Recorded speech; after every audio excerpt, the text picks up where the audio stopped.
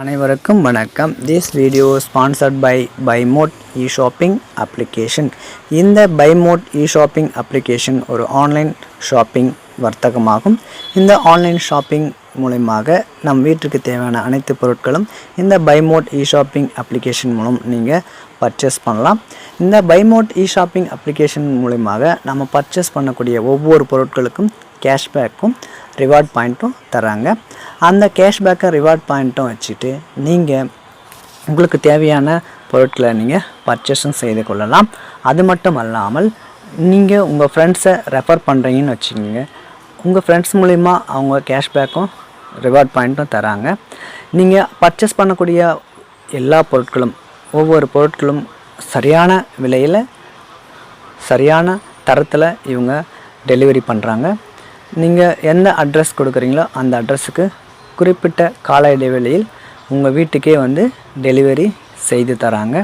அது மட்டும் இல்லாமல் இவங்களுடைய ஆப் வந்து ஈஸியாக நம்ம சர்ச் பண்ணி வாங்கக்கூடிய அளவுக்கு இவங்க ஃப்ரெண்ட்லி யூஸராக இருக்காங்க. இப்போவே நீங்கள் இந்த ஆப்பை நீங்கள் டவுன்லோட் பண்ணணும்னு நினச்சிங்கன்னா கீழே நான் டிஸ்கிரிப்ஷனில் இதோட லிங்க் கொடுத்துருக்கேன், டவுன்லோட் பண்ணி பாருங்கள். ஆன்லைன் ஷாப்பிங்கிலே ஒரு பெஸ்ட் ஷாப்பிங் ஆப்னால் அது இந்த பைமோட் இ-ஷாப்பிங் ஆப் தாங்க. நன்றி. குடு குடு குடு குடு குடும்பத்துக்கு நாசமா போட்டோம். குடு குடு குடு குடு குடு நமக்கு 2 பிள்ளைங்கிறாங்க, பீஸ் கட்டணும், அதெல்லாம் பார்க்காத. குடு. இப்ப குடு சொல்றால இல்லையா? இப்போ குடு சொல்றால இல்லையா? குடுக்க சொல்றால இல்லையா? இல்லையா? குடு குடுன்னு 10 வாட்டி சொல்ற என்ன? இந்த நல்ல தங்கால் கதையெல்லாம் அந்த காலத்தில் எடுத்துருந்தானுங்க. பழைய படங்கள்லாம் பார்த்தா அப்போல்லாம் எழுதி எல்லாம் படமாக சினிமாலாம் எடுத்துருந்தாங்க.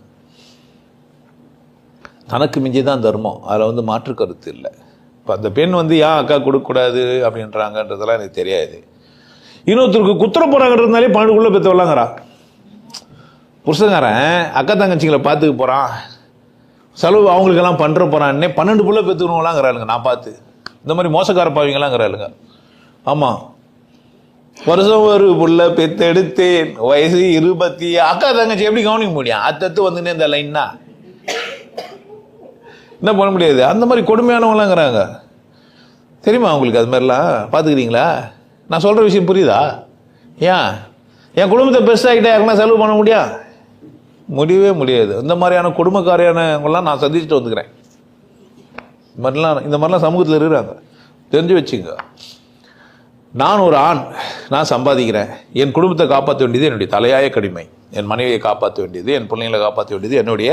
ஏன்னா அவள் என்ன நம்பி தான் வந்துக்கிறா, அதனால் அவளை காப்பாற்றணும். அவள் பெத்தும் போட்டுக்கிறா, அவளை காப்பாற்றணும். என் சகோதரி என்ன நம்பி இல்லை, என் சகோதரி என்ன நம்பி கிடையாது, இருக்கவும் கூடாது.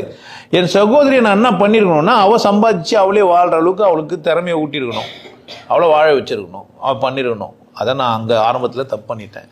என் சகோதரி எனக்கு சகோதரி, ஆனால் அப்பாவுக்கு பொண்ணு. அவளை சரியாக வாழ வைக்க வேண்டிய வேலை டைரெக்டாக அப்பாவுக்கும்.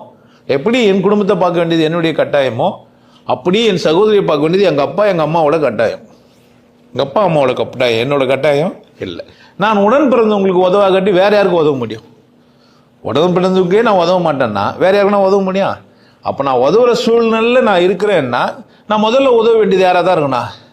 எனக்கு கூட பிறந்த அண்ணனோ தம்பியோ மாமாவோ மச்சாவோ அக்காவோ நெருக்கமானவங்க வாழணும். அப்படித்தானே ஃபர்ஸ்ட் இமிடியட், அப்படி தானே வாழணும்.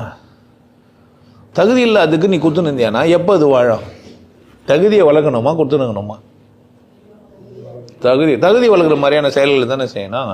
குத்துனேங்களான்னா மாதம் 1000 ரூபாய் கொடுக்கலாம், மாதம் 5000 ரூபாய் கொடுக்கலாம், 10,000 ரூபாய் கொடுக்கலாம். நான் ஏன்னா கொடுக்கல திட்டு மாட்டாவா? அவன் தம்பி தான் அண்ணன் தான் மாதம் 5000 ரூபாய் குத்துங்கிறான்ட்டு வேலை வெட்டிக்கு போவே மாட்டா. ஆக்சுவலாக இப்போ பொன்னாடி என்ன சொல்கிறாரா, உன் அக்காவுக்கு தகுதியை வளர்த்து விட்றான்னு சொல்கிறாளா, கொடுக்காதுன்றாளா? எப்படி எனக்கு தெரியாது. நீ எப்படி எடுத்துக்க போகிறன்றது எனக்கு தெரியாது. இப்போ மனைவி தப்புன்னு எப்படி சொல்ல முடியும்? நீ சம்பாதித்தே 500 ரூபாய் 1000 ரூபாய் தான், குடும்பத்துக்கே 10 வாடகை கொடுக்க 10, சோறு கொடுக்க 10, பிள்ளைங்களுக்கு முழுசாக வளர்க்க போகிறதில்ல. அவ்வளோதான் நீ பார்க்க போகிறோன்னா என்னையே கல்யாணம் பண்ணினேன்? எனக்கே 2 புள்ள பெத்த தப்பு தானே? அப்படி பல காரணம் இருக்குது. நம்ம குடும்பத்தில் என்ன நடக்குதுலே தெரியாமல் வெளியே என்ன பண்ணுறக்கூடாது. ஆமாம், அக்கா தங்கச்சிங்களெல்லாம் கொடுக்கணும். நம்ம வந்து ஒரு ரூல்ஸ் போட முடியாது. 4ஆக பிரிச்சுட்டு அம்மாவுக்கு ஒரு பங்கு, அக்காவுக்கு ஒரு பங்கு, உன் குடும்பத்துக்கு ஒரு பங்கு, ஊராமட்டு குடும்பத்துக்கெல்லாம் ஒரு பங்குன்னு சொல்ல முடியும்? ஏன் சம்பளத்தை நீ யாரா பார்க்க போறதுன்னு கேட்பானே கேட்க மாட்டேன்னா, நம்ம கேட்கல மகன்களெல்லாம் ஏன் சாப்பாடு நீ யாரா சொல்றதுன்னு கேட்கவே செய்கிறோம். இது குடும்பத்தில் போய் சொன்னா என்ன ஆகும்? தப்பா போயிடும். எனக்கு தெரியாது நீ எவ்வளோ சம்பாதிக்கணும், நிறைய சம்பாதிச்சு கொடுக்கலாம். அளவுக்கு அதிகமாக சம்பாதிச்சு என்ன பண்ணலாம்? அக்கா தங்கச்சிக்கு கொடுக்கலாம். அக்கா தங்கச்சிங்களுக்கு கொடுக்கறத விட அவங்கள வாழ வைக்கலாம். ஒரு நல்ல டைலரிங் மிஷின் ஒன்று வாங்கி கொடுத்து தைச்சி போயிச்சுக்கோ, இல்லை ஒரு ஏதோ ஒன்று, ஒரு வீடு 2 கட்டி கொடுத்து ஒரு வீடு வாடகை எடுத்துன்னு போயிச்சுக்கோ. அவன் நல்லா இருக்கிறதுக்கான நிரந்தரமான தீர்வுகள் என்ன பண்ணலாம் சொல்லணும். புரியுதா என்ன சொல்கிறேன்? சும்மா குத்துன்னு உதவி வந்து எப்போ தான் முடிவுக்கு வரான்? முடியாது. எல்லாரையும் பிறந்தவங்களெல்லாம் கூட பிறந்தவங்களெல்லாம் காப்பாற்றினா நீ எப்போ உன்னை காப்பாற்றிப்ப? அப்படிலாம் என்ன பண்ண கூடாது, செயல்படக்கூடாது. அப்போது அக்கா தங்கச்சி அண்ணன் தம்பின்றதுலாம் 2வது ஆள் தான். உன் குடும்பம் தான் ஃபஸ்ட்டு. அதில் எந்த மாற்று கருத்துமே கிடையாது. உன் குடும்பம் தான் உனக்கு ஃபஸ்ட்டு. உன் பொண்டாட்டி உன் பிள்ளை தான் உனக்கு முதல். அப்போ தன்னிறைவுன்றது இங்கே தான். எங்கே தான்? நீ நல்லா இருக்கணும், உன் பொண்டாட்டி நல்லா இருக்கணும், உன் பிள்ளைங்க நல்லா இருக்கணுன்றது தான் சரியும் கூட.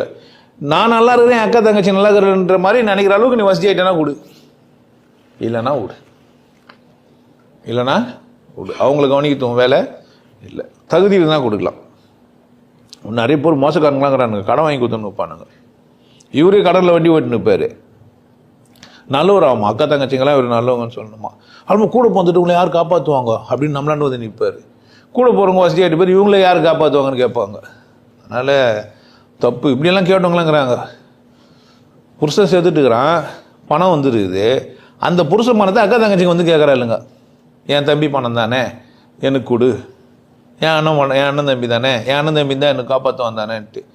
அண்ணன் தம்பியெல்லாம் காப்பாற்றுவானே 2 கிட்னியாக கைட்டி ஊற்றிங்க 10 நந்தார செத்த பேருன்னா வந்து கேட்குறாங்க. அது மாதிரி நிறைய மோசமாக இப்படியும் அப்படியுமா இருக்குது கதை. குடும்பத்துக்குள்ளே போய் கதை நியாயம் தீர்க்கணும்னா ரொம்ப கஷ்டம். சிம்பிளாக சொல்கிறேன், நீ உனக்கு உன் குடும்பம் அவசியமாக வந்து நீ உன் மனைவி உன் குழந்தைங்க தான் ஃபஸ்ட்டு, அப்புறமா தான் நெக்ஸ்ட்டு. முடியுமானா கொடுக்காட்டியும் விடு, அது உன் சொந்த பிரச்சனை. ஆனால் நிறைவடையிலன்ட்டு இந்த மாதிரி நான் தான் சொல்லிட்டேன் 12 புள்ள பெற்றவங்களாங்கிறான். அது மாதிரி புண்ணியவதிகளும் கூட தாங்கிறாங்க, ஒன்றும் செய்ய முடியாது. 12 புள்ள பெற்றுட்டாலும் நீ அவளுக்கு தான் செஞ்சாகணும். இப்பவும் சொல்கிறேன், ஏன்